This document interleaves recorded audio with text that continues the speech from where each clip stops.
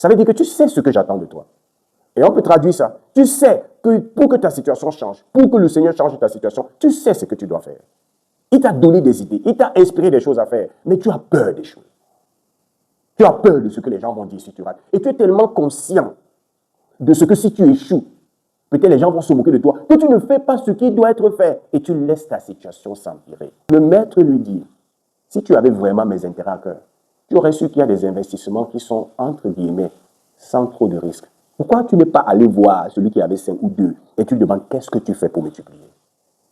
Tu es méchant.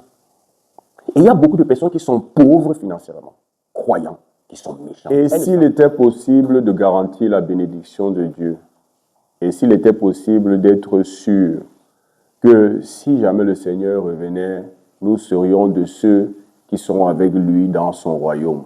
Et s'il était possible qu'à tous les coups, nous soyons sûrs que notre attitude va faire la différence et va nous assurer les opportunités, les portes ouvertes. Aujourd'hui, nous voulons voir rapidement 2 qualités ou 2 vertus qui font la différence, que ce soit sur la terre, que ce soit après la mort, que ce soit par rapport au royaume de Dieu, que ce soit par rapport à nos activités. Et nous voulons tirer cet enseignement du livre de Matthieu, le chapitre 25. Donc, vous pouvez ouvrir dans Matthieu, le chapitre 25. Nous allons rapidement lire à partir du verset 31. Je vais lire rapidement. Non, pas à partir du verset 31, nous voulons lire à partir du verset 14 jusqu'au verset 30. Nous voulons lire la fameuse parabole des talents. Je crois que s'il y a une parabole, à part la parabole du semeur qui fait parler beaucoup, c'est la parabole des talents. Et aujourd'hui, nous voulons voir dans cette parabole, nous ne voulons pas nous appesantir sur les talents, nous voulons nous appesantir sur les qualités qui feront la différence lorsque le maître va revenir. Les qualités qui feront la différence et qui nous garantiront la bénédiction de la part du Seigneur. Donc je lis à partir du verset 14 jusqu'au verset 30. Il est dit, « Il en sera comme d'un homme qui, partant pour un voyage, appela ses serviteurs et leur remit ses biens. Il donna 5 talents à l'un d'eux, à l'autre, et 1 au 3e, à chacun selon sa capacité, et il partit. Aussitôt, celui qui avait reçu les 5 talents s'en alla, les fit valoir, et il gagna 5 autres talents. De même, celui qui avait reçu les 2 talents en gagna 2 autres. Celui qui n'en avait reçu qu'un alla faire un creux dans la terre et cacha l'argent de son maître. Longtemps après, le maître de ses serviteurs revint et leur fit rendre compte. Celui qui avait reçu les 5 talents s'approchant en apportant 5 autres talents et dit, « Seigneur, tu m'as remis 5 talents, voici j'en ai gagné 5 autres. » Son maître lui dit, « C'est bien, bon et fidèle serviteur, tu as été fidèle en peu de choses, je te confierai beaucoup. Entre dans la joie de ton maître. » Celui qui avait reçu les 2 talents s'approcha aussi et dit, « Seigneur, tu m'as remis 2 talents, voici j'en ai gagné 2 autres. » Son maître lui dit, « C'est bien, bon et fidèle serviteur, tu as été fidèle en peu de choses, je te confierai beaucoup. Entre dans la joie de ton maître. » Celui qui n'avait reçu qu'un talent s'approcha ensuite et il dit, « Seigneur, je savais que tu es un homme dur, que qui moissonne où tu n'as pas semé et qui amasse où tu n'as pas vanné. J'ai eu peur et je suis allé cacher ton talent dans la terre. Voici, prends ce qui est à toi. » Son maître lui répondit, « Serviteur méchant et paresseux, tu savais que je moissonne où je n'ai pas semé et que j'amasse où je n'ai pas vanné. Il te fallait donc remettre mon argent au banquier et à mon retour, j'aurais retiré ce qui est à moi avec un intérêt. Ôtez-lui donc le talent et donnez-le à celui qui a les 10 talents. Car on donnera à celui qui a et il sera dans l'abondance, mais à celui qui n'a pas, on ôtera même ce qu'il a. Et le serviteur inutile, jetez-le dans les ténèbres du dehors, où il y aura des pleurs et des grincements des dents. » Cette parabole est pour moi une parabole très intéressante. Je pense après la parabole du semeur, pour moi c'est une parabole qui est tellement d'enseignements, plein d'enseignements, il y a tellement d'enseignements à l'intérieur. Vraiment, je ne pense même pas que même si on fait 1 an, on pourra épuiser les enseignements qui sont dans cette parabole. Mais de prime abord, avant qu'on ne présente les deux qualités, j'aimerais présenter quand même 2 ou 3 choses qui sont, je trouve, très, très, très importantes. La première chose, c'est que il y aura le temps des comptes.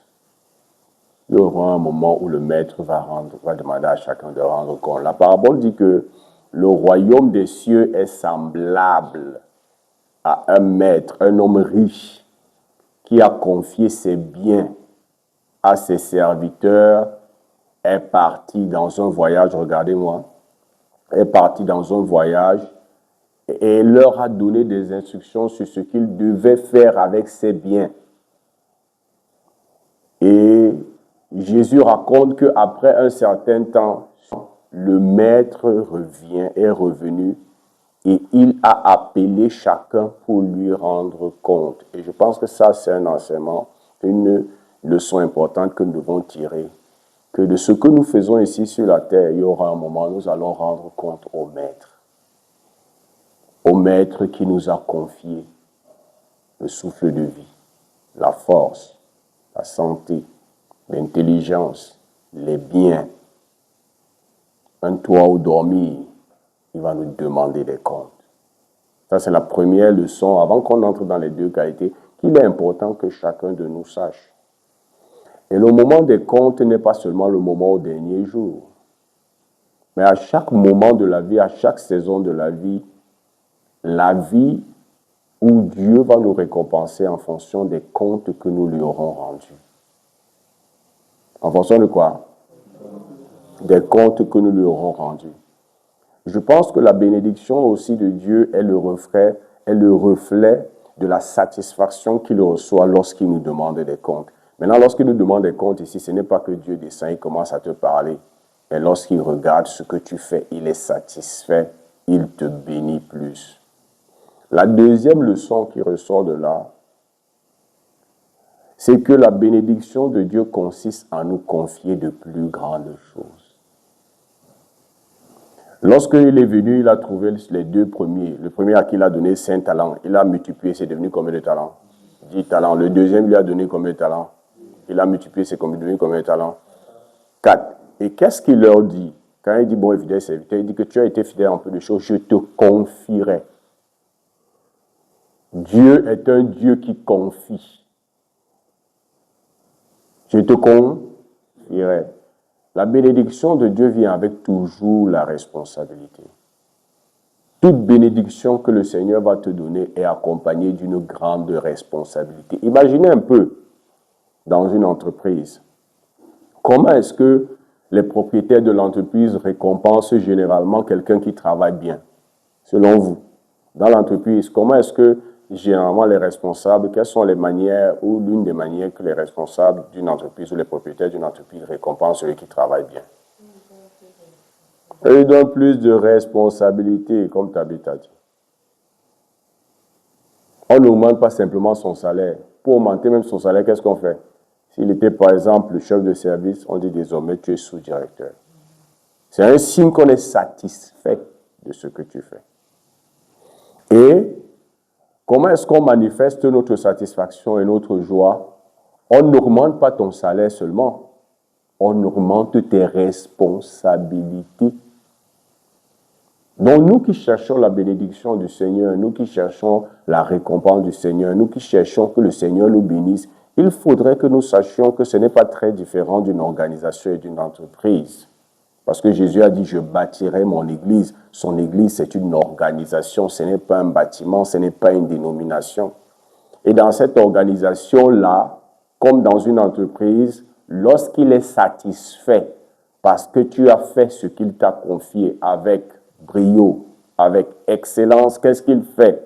Il n'augmente pas seulement ton salaire. Ça veut dire qu'il ne te bénit pas simplement en augmentant, par exemple, tes possessions, en te donnant peut-être plus de santé ou je ne sais pas quoi, mais il augmente tes responsabilités. Ça, c'est important de le savoir. Il n'y a pas de bénédiction sans responsabilité. Et plus la bénédiction est grande, plus la responsabilité est grande. Et une autre leçon que nous recevons ici, c'est que notre capacité à recevoir plus de responsabilités, plus de bénédictions répond à notre attitude. Et c'est ces deux attitudes, ces deux qualités que nous voulons voir. Quelles sont les deux qualités qui vont faire la différence et qui feront en sorte que le Seigneur va augmenter sa grâce, augmenter ses bénédictions et augmenter tes responsabilités. Qu'est-ce qui va faire la différence?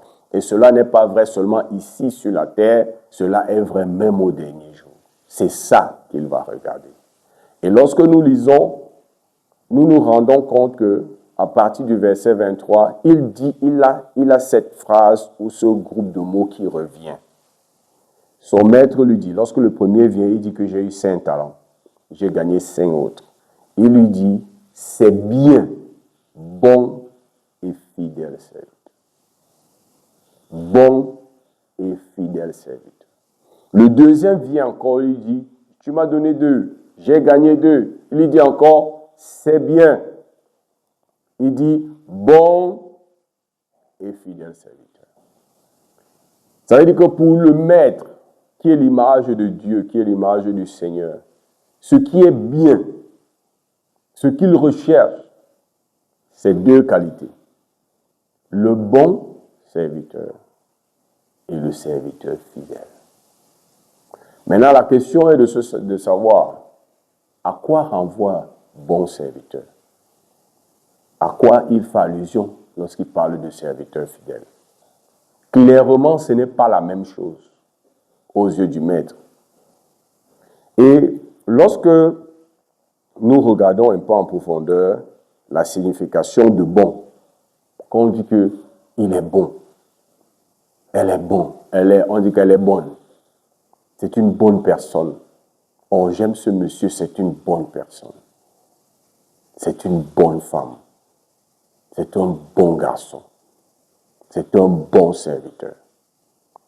Il y a plusieurs significations. Je vais vous lire un peu certaines. Bon veut dire excellent. Lorsque généralement on dit Lionel Messi est bon. Qu'est-ce que je veux dire? Il est excellent. C'est pas ça? Oh, Steph Curry est bon. Michael Jordan est bon. Tu n'es pas en train de parler du bon, du bonbon. Tu es en train de parler de bon parce qu'il est excellent dans ce qu'il fait. Elon Musk est bon. Hein? Sadio Mané est bon. CR7 est bon. Kylian Mbappé est bon. Donc, bon veut dire excellent. Bon aussi veut dire quelque chose de savoureux. Quand je mange quelque chose et je savoure ça, c'est exquis. Tu dis quoi? Oh, ce plat est bon. C'est pas ça. Donc, bon, il y a l'excellence, c'est savoureux, c'est agréable au sens. Ça veut dire que quand j'expérimente soit cette personne, soit cette chose, c'est agréable. Quand je mange ça, c'est agréable au goût, n'est-ce pas? Je dis que c'est bon. C'est ce qu'on dit, agréable au sens. C'est bon, parce que c'est agréable au goût.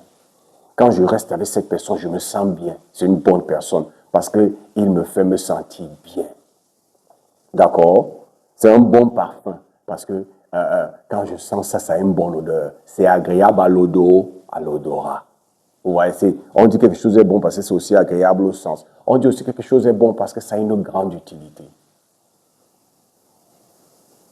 C'est efficace. Hein? C'est un bon téléphone. Quand tu dis que c'est un bon téléphone, généralement, c'est par rapport au service que le téléphone te rend.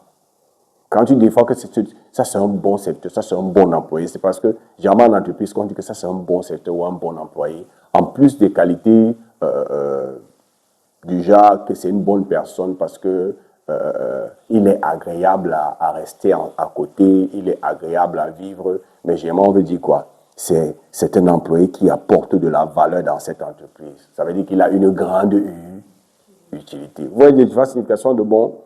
Ça veut dire quelqu'un de généreux, qui recherche le bien de l'autre. Oh, j'aime cette femme. C'est une bonne personne. Elle est toujours en train d'aider les gens. Combien de fois ici, les gens disent souvent que oh, j'aime tonton tel. C'est bon. Il est toujours en train d'aider. Papa tel, il est bon. Il est toujours en train d'aider. Donc, c'est quelqu'un de généreux.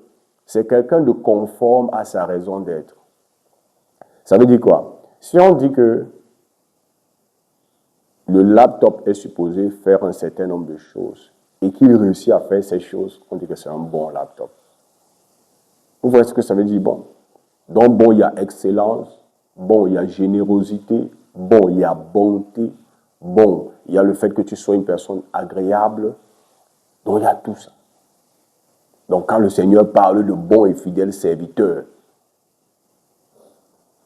parce que pour multiplier les talents et l'argent et les lingots qu'il a donnés à ses serviteurs, il faut être excellent.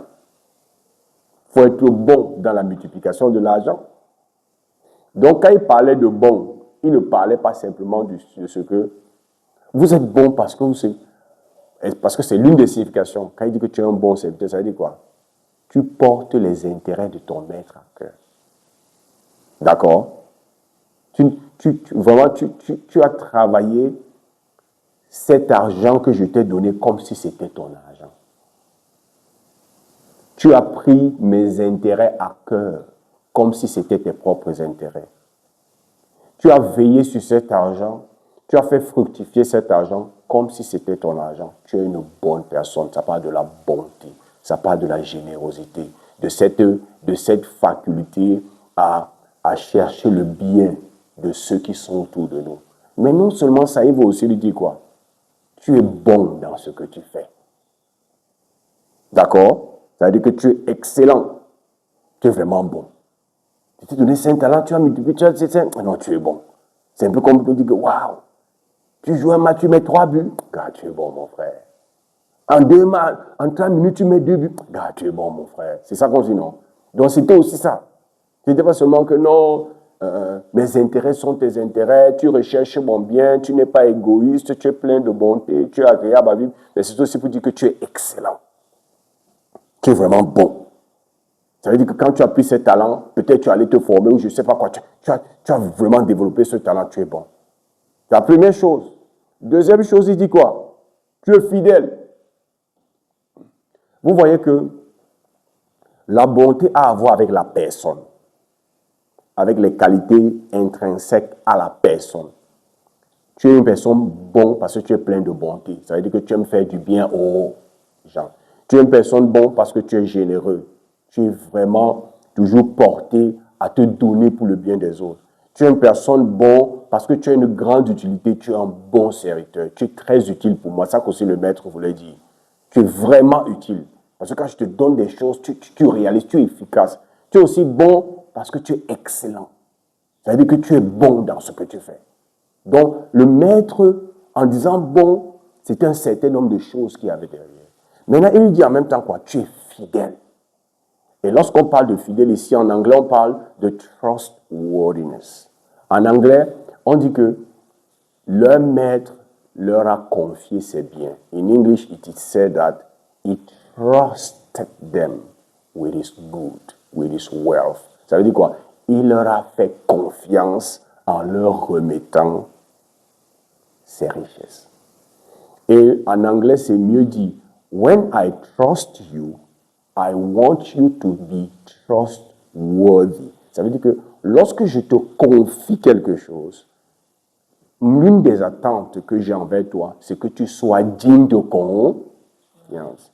Donc, quand il parlait de fidélité ici, ce n'était pas simplement en termes de loyauté, mais c'était que tu es vraiment digne de ma confiance. J'ai bien fait de te confier mes richesses. Et cette qualité parle de la capacité de chaque serviteur à faire ce qu'on leur a dit de faire, à fructifier ce qu'on leur a donné. D'accord?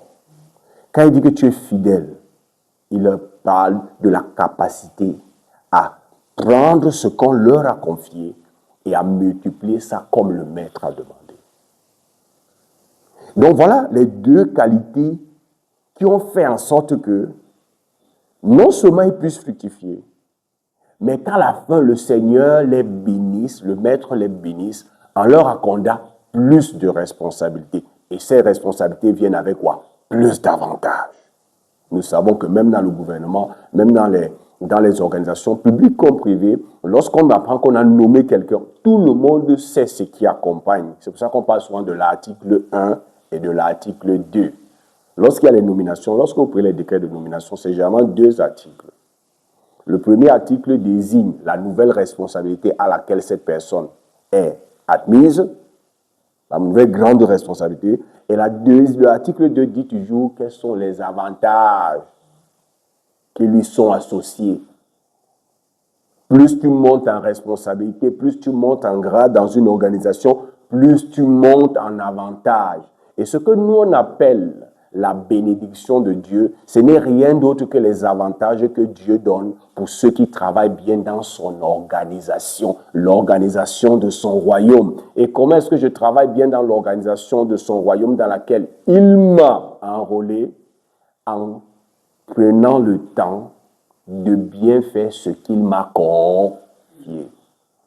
Il m'a confié le souffle de la vie.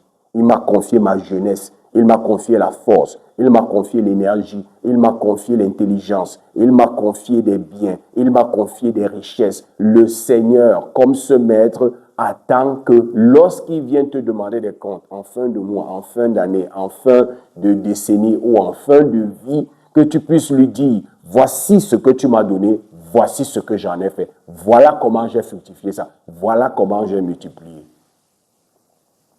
Tu m'as donné tel salaire. Voici ce que j'ai réalisé avec ce salaire. Voici ce que j'ai pu faire avec ce salaire. C'est pour ça que lorsque tu gères mal ton argent, c'est très dangereux. Parce que cette parabole, avant d'avoir des applications dans tous les autres domaines dans lesquels Dieu nous a confié quelque chose, le premier domaine d'application ici, là, les talents, c'est l'argent. C'est comme ça qu'on appelait l'argent à leur époque. C'est l'argent. La façon dont tu gères ce qu'il t'a donné. Mais de manière globale, ça veut nous dire quoi? Tout ce que Dieu nous a confié, il veut que nous le multiplions, que nous le fassions fructifier. Il veut que lorsqu'il vient l'année prochaine, tu sois plus intelligent, tu aies plus de capacité, ta bonté a augmenté, ta fidélité a augmenté. Tu utilises mieux ta jeunesse. Voilà ce qu'il recherche. Et la bénédiction de Dieu est donc attachée à notre capacité à bien gérer et à multiplier ce qu'il nous a confié. Maintenant, regardez ce qu'il dit. À l'opposé de ça, lorsqu'il vient chez le dernier lui dit, au verset 24, celui qui n'avait reçu qu'un talent s'approchant ensuite, et il dit, Seigneur, je savais que tu es un homme dur. Regardez comment il commence. Et là, on regarde comment c'est le problème. Je savais que c'est le seul de tous les trois qui dit ça. Je savais que tu es un homme dur, qui moissonne où tu n'as pas semé, et qui amasse où tu n'as pas vanné. J'ai eu peur. Et je suis allé cacher ton talent dans la terre. Voici, prends ce qui est à toi. Regardez bien, dans les paroles de ce serviteur, vous pouvez déceler quelque chose de très différent par rapport aux autres. Et son maître répondit, serviteur méchant et paresseux. Les deux autres, il a dit bon et fidèle. Lui, il a dit méchant et paresseux. Ça veut dire que dans le cadre de cette parabole, le contraire de bon, naturellement, c'est méchant. Le contraire de celui qui est fidèle, c'est celui qui est paresseux. Wow! Il dit, serviteur méchant et paresseux, tu savais que je moissonne où je n'ai pas semé et que j'amasse où je n'ai pas vanné. Il te fallait donc remettre mon argent au banquier et à mon retour, j'aurais retiré ce qui est à moi avec un intérêt. Écoutez, comme j'ai dit, le contraire de bon, c'est méchant. Méchant veut dire quoi? Quelqu'un de nuisible, quelqu'un de mauvais. Nuisible, ça veut dire que lui, il est seulement là pour faire quoi? Pour t'apporter, pour te nuire, te mettre les bâtons dans les roues. Ça veut dire que quand tu marches avec lui, il te ralentit. Il est nuisible. On dit en anglais nuisance, right? Nuisible, quelqu'un de mauvais. Ça veut dire que le contraire de bonté, il ne cherche pas le bien des autres. Quand il pense aux autres, c'est toujours les choses de mauvais. Qui ne pense que du mal des gens. Quelqu'un de calamiteux. Quelqu'un qui t'apporte les problèmes. Quand on dit quelqu'un est méchant, il t'apporte quoi? Les problèmes. Voilà comment le maître le qualifie. Hein. Mais toi, tu m'apportes les problèmes. Tu me mets les bâtons dans les roues. À cette heure-ci, ce talent-ci aurait déjà produit peut-être 2 ou 3. Tu me mets les bâtons dans les roues. Tu es mauvais. Tu ne penses qu'à toi. Tu ne fais pas comme les deux autres. Les deux autres sont bons parce qu'ils ont géré cet argent comme si c'était mon argent. Mon bien, ma fortune, ma prospérité est devenue leur quête. Toi là, tu es mauvais. Tu es méchant. Tu ne t'intéresses pas à moi. La seule chose qui t'intéresse, c'est ce que toi tu vas gagner. Il dit, donc ça veut dire calamiteux, ça veut dire tu es coupable, tu es négligent, tu es vicieux, tu es d'une méchanceté atroce. C'est ça que veut dire ce que Jésus a dit. Tu es d'une méchanceté quoi? Atroce. Tu es mauvais. Déjà, tu es méchant parce que ce qui t'intéresse, ce n'est pas moi, c'est ce que tu vas gagner. Tu es méchant parce que tu penses du mal des autres. La preuve, c'est que quand toi, tu me décris, moi, le maître, tu dis que je suis un homme méchant, je suis un homme dur. Je moissonne où je n'ai pas semé, n'est-ce pas? C'est pas ça qu'il a dit? Et j'amasse où je n'ai pas vanné. Maintenant, de vous à moi, on vient de lire le début de la parabole. L'histoire raconte que Jésus dit que il leur a confié ses biens et il a dit allez fructifier. Ça veut dire qu'allez faire quoi? Allez semer pour que ça produise, n'est-ce pas? Est-ce que ça ressemble à un maître qui moissonne là où il n'a pas semé? S'il est un maître qui moissonne là où il n'a pas semé, pourquoi il leur donne son argent et il leur dit allez semer, allez fructifier comment? Allez multiplier comment? Allez investir, non? Investir, c'est quoi? C'est pas semer. C'est semer pour moissonner, non? S'il était vraiment cet homme dur qui moissonne là où il n'a pas semé et qui amasse là où il n'a pas vanné, alors il n'allait pas leur confier ses biens. Il allait dire allez arracher ce qui est aux autres. N'est-ce pas? Il a dit allez arnaquer. Donc ce que ce troisième serviteur dit, ce n'est pas juste. Il qualifie son maître de dur. Il qualifie son maître d'arnaqueur. Il qualifie son maître de quelqu'un qui extort. Il qualifie son maître de quelqu'un qui est méchant. Or, l'histoire nous raconte au début que ce n'est pas le cas. Son maître est réellement celui qui moissonne là où il a semé. C'est pour ça qu'il a donné à chacun de ses serviteurs des talents. Et il a dit, allez, multiplier. Comment on multiplie? On sème, non? Lorsque j'investis, lorsque je mets quelque part, quand il lui dit, par exemple, tu aurais pu mettre mon argent chez le banquier et je serais venu récupérer avec des intérêts, ça veut dire quoi? Tu mets pour pouvoir profiter. Donc, ce n'est pas un maître qui moissonne là où il n'a pas semé. Tu es d'accord avec ça? C'est pas ça. Ça veut dire que ce qu'il dit est foncièrement faux.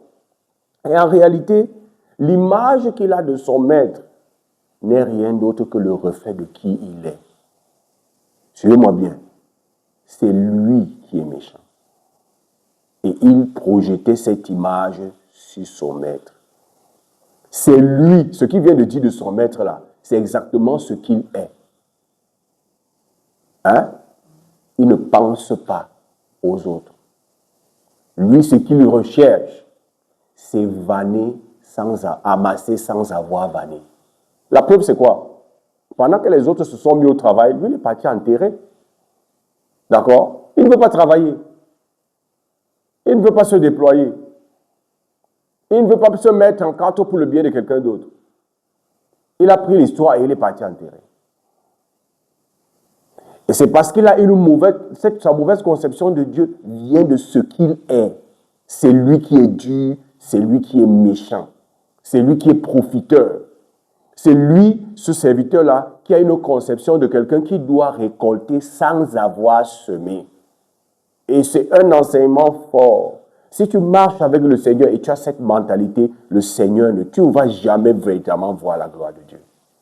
Si tu penses que Dieu est là pour te bénir sans que toi tu ne travailles, si tu penses que la bénédiction de Dieu est pour ceux qui dorment et ça vient les trouver, Dieu va t'appeler méchant serviteur. Parce que Dieu lui-même, à l'image de ce maître, il récolte ce qu'il a semé. Il récolte ce qu'il a semé. Il est venu demander les comptes à ses serviteurs parce qu'il leur a donné ses biens. Il ne demande pas des comptes à ceux à qui il n'a pas confié ses biens. C'est pour ça que dans cette histoire, on n'a pas parlé d'un serviteur à qui il n'a rien confié et qui il est venu demander des comptes. Vrai ou vrai? Il n'y a même pas faux dedans. Il a demandé les comptes qu'à ceux à qui il a confié ses biens.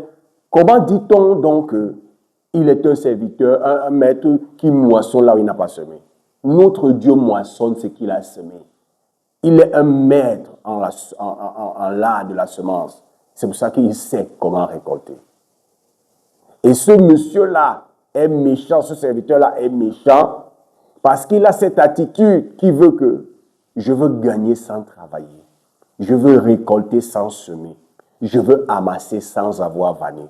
Ce qu'il disait du maître, c'est exactement ce qu'il est. Lorsque nous voyons comment il s'est comporté, on lui a confié le talent. Est-ce qu'il allait semer ça?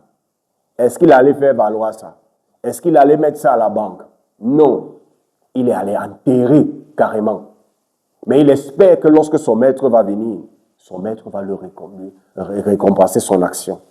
Et c'est comme ça que beaucoup de personnes, parce qu'ils sont méchants, ils manquent de voir la bénédiction de Dieu. Ils ne veulent pas travailler. Ils ne veulent pas semer. Semer veut dire quoi? Je donne. Je me sacrifie. Je m'investis pour le bien des autres. Parce que vous croyez que les autres ont fait valoir leur argent comment? Ce que le maître leur a donné. Ils ont pris cet argent et ils l'ont investi pour le compte de quelqu'un d'autre. Investir, c'est quoi? C'est se rendre compte. C'est se rendre compte qu'il y a un besoin. Le marché a un besoin. Ou quelqu'un a un business et il a un besoin financier. Et je lui dis que je viens investir. Peut-être, je prends un exemple, tu vends des tomates et tu as besoin de plus d'argent pour pouvoir vendre plus encore. Je viens, j'investis. Ça veut dire quoi? Je mets ce que j'ai à ton service. Ou tu vois un besoin sur le marché et tu investis ton argent pour créer un produit ou un service qui va répondre à ce besoin. Investir, c'est quoi? C'est sacrifier ce que j'ai, c'est donner ce que j'ai pour servir les gens, sachant qu'en retour, je vais obtenir bien plus que ce que j'ai investi. Tu ne peux pas avoir la mentalité d'un semeur ou d'un investisseur et tu n'es pas prêt à donner pour les autres, à donner pour résoudre les problèmes des autres, à donner pour aider les autres. Et ce serviteur, il était exactement le contraire. Il n'était pas prêt à se donner ni pour son maître, ni utiliser le talent que son maître lui a donné pour résoudre un problème. Mais il s'attendait que quand le maître va rentrer, le maître va lui dire, bon et fidèle serviteur. Le maître lui a dit, tu es méchant. C'est toi qui veux moissonner là où tu n'as pas semé. C'est toi qui veux amasser là où tu n'as pas vanné. Écoutez-moi bien. Beaucoup de personnes ratent la bénédiction de Dieu à cause de cette attitude. Ils prient, ils vont à l'église, ils font des choses religieusement bonnes, mais sont méchants. Parce que la seule chose qui les intéresse, c'est eux-mêmes. Même lorsque tu le vois jeûner et prier, c'est par rapport à lui. Il n'a pas la volonté de son maître à cœur. Il n'a pas compris que nous sommes d'abord là pour rechercher la volonté du maître, à satisfaire le maître. Si tu n'es pas prêt à satisfaire le maître, alors tu es méchant aux yeux du maître.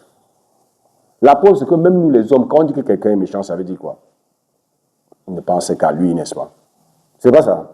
Quand quelqu'un est méchant, ça veut dire quoi? Il ne pense qu'à lui. Lorsqu'il pense aux autres, c'est toujours en mal.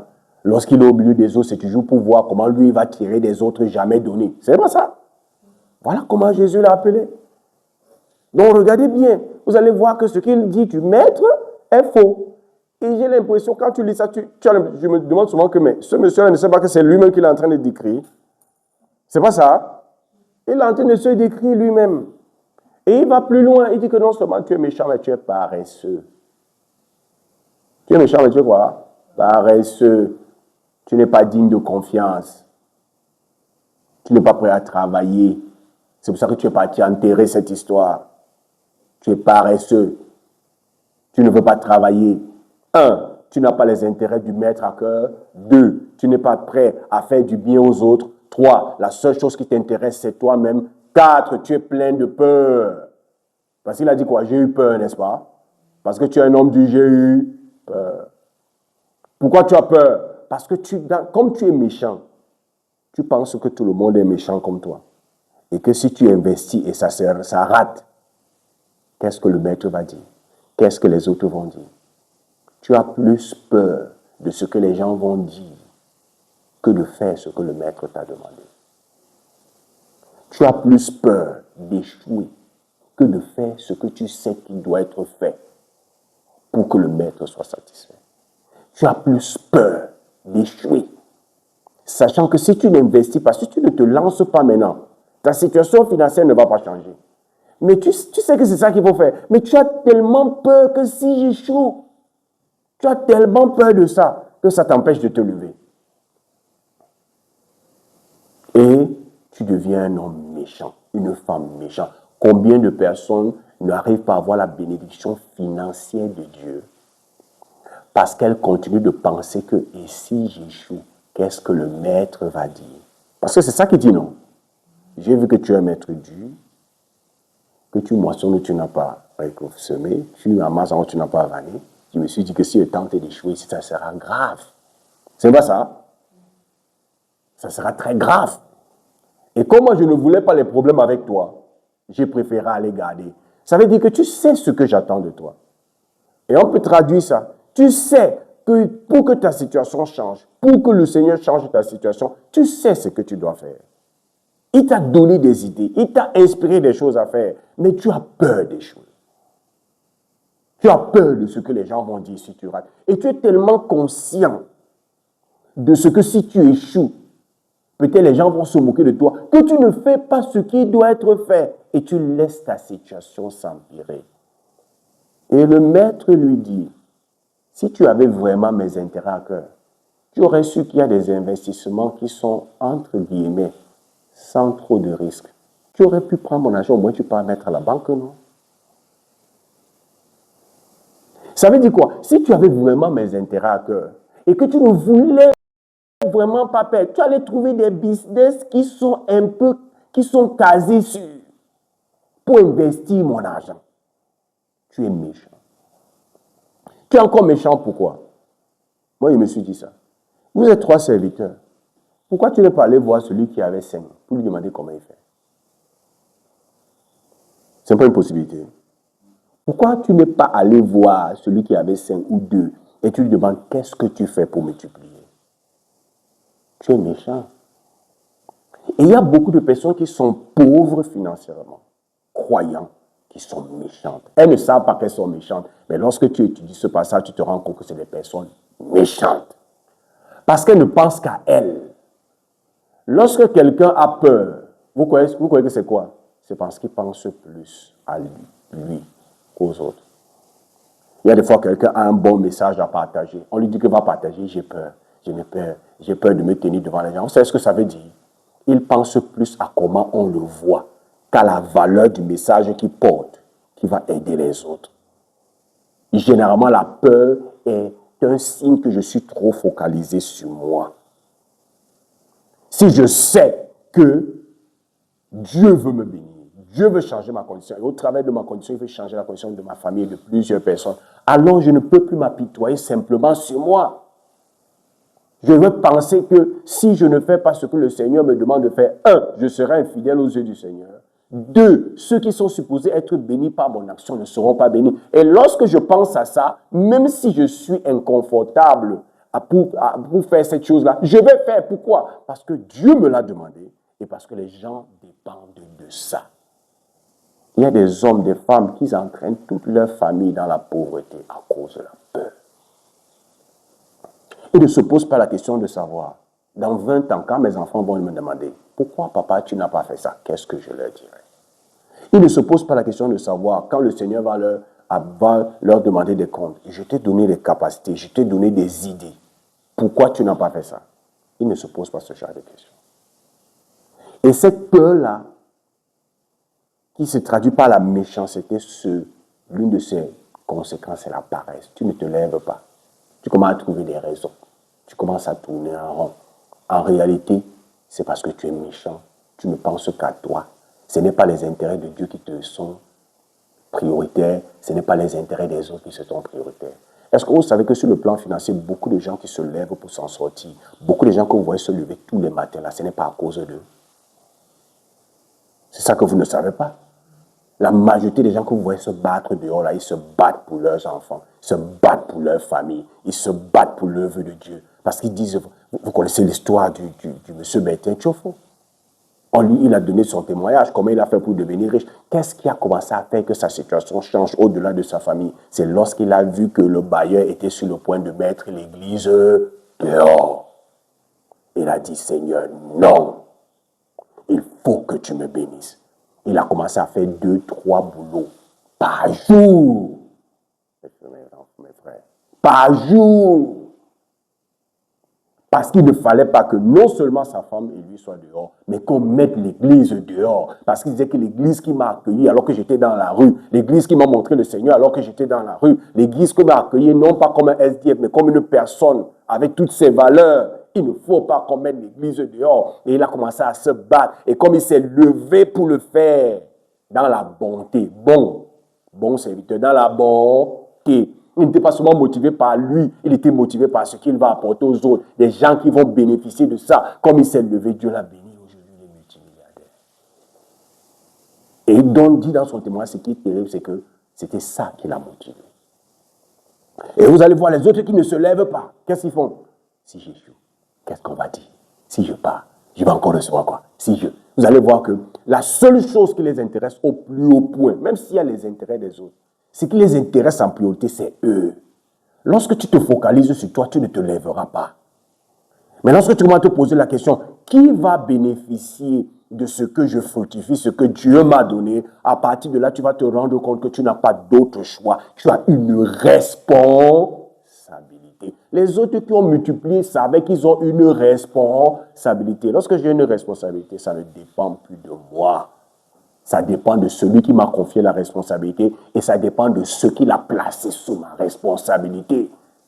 Si mes enfants ne peuvent pas aller à l'école, si mes enfants ne peuvent pas bien manger, si mes enfants ne peuvent pas aller à l'université, si je ne peux pas soutenir l'œuvre de Dieu, il y a un problème. Alors qu'est-ce que je dois faire? J'arrête la paresse et je me lève parce que je sais que j'ai une responsabilité. La preuve à la fin, vous savez ce que l'Éternel a dit de lui. Avant ça.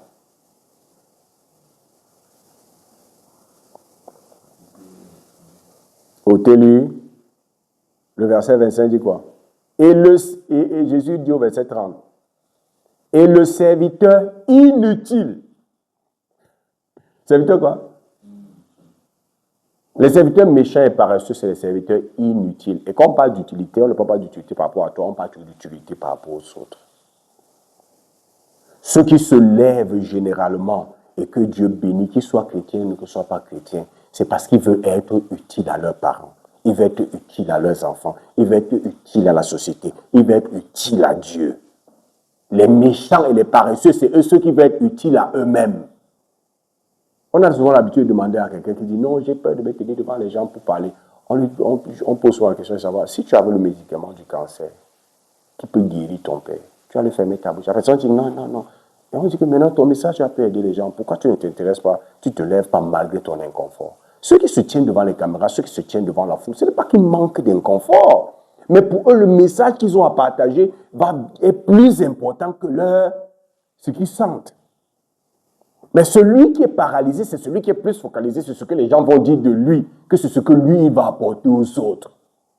Donc voilà les deux qualités. Bon, fidèle, méchant et paresseux. Le choix est le nôtre. Si tu décides d'être bon, ça veut dire que tu décides d'être excellent dans ce que tu fais. Si tu décides d'être bon, ça veut dire que tu décides d'être utile non seulement à ton Dieu, mais utile à ta famille, utile à ta communauté. Lorsque tu décides d'être bon, ça veut dire que tu commences à être de ceux qui priorisent les intérêts, non seulement de ton maître, mais les intérêts des autres. Parce que le meilleur moyen de fructifier ce que tu as reçu, c'est de le mettre au service des autres. C'est le seul moyen. C'est le principe de la semence. La graine, lorsque tu la gardes pour toi, est-ce qu'elle multiplie? Est-ce qu'une graine multiplie lorsque tu la gardes avec toi? Tu es obligé de la donner. Tu es obligé de la semer. Tu es obligé de la mettre en terre. Donc, si tu veux être bon, tu dois être capable d'être de celui qui recherche le bien de tous ceux auprès de qui il est.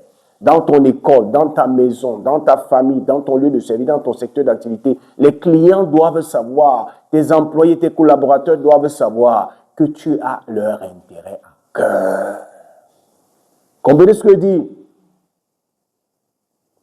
C'est ça être bon. Tu dois être d'une grande utilité. Le serviteur là, on l'appelait serviteur inutile. Un bon serviteur, c'est un serviteur utile à son maître et utile à la communauté. Il faut que les gens disent que non, on ne peut pas admettre que celui-ci arrête de faire ce qu'il fait. Et lorsque tu es utile comme ça, ça te pousse à être fidèle dans ce que Dieu t'a confié. Et Dieu va te bénir en te confiant plus d'avantages et plus de responsabilités.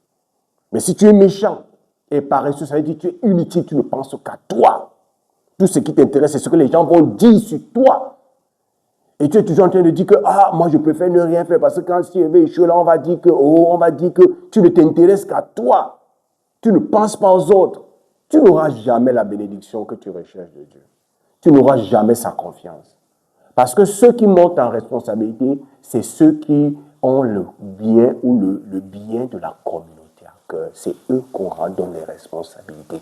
Parce qu'on leur donne plus de responsabilités pour faire plus de bien, plus d'impact et apporter plus de valeur à un plus grand nombre de personnes. Donc c'est ça que je voulais qu'on voie aujourd'hui. Et il dit que le milieu était inutile, a fini là où il y a les pleurs et les grincements dedans. On a pris ce qu'il avait, on a donné à ceux qui avaient 10. Ça veut dire quoi?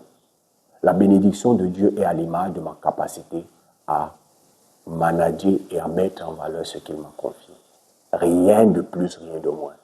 Donc lorsque tu dis que ma situation ne marche pas, ma situation financière ne marche pas, pose-toi la question, est-ce que je suis un bon gérant des finances que Dieu a mis entre mes mains? Telle situation ne marche pas. Est-ce que je gère bien ce qu'il m'a confié? Est-ce que je suis là pour fructifier ce qu'il m'a confié?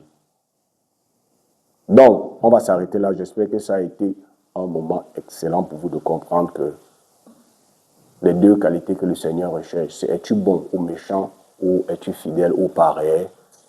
Que Dieu nous bénisse tous.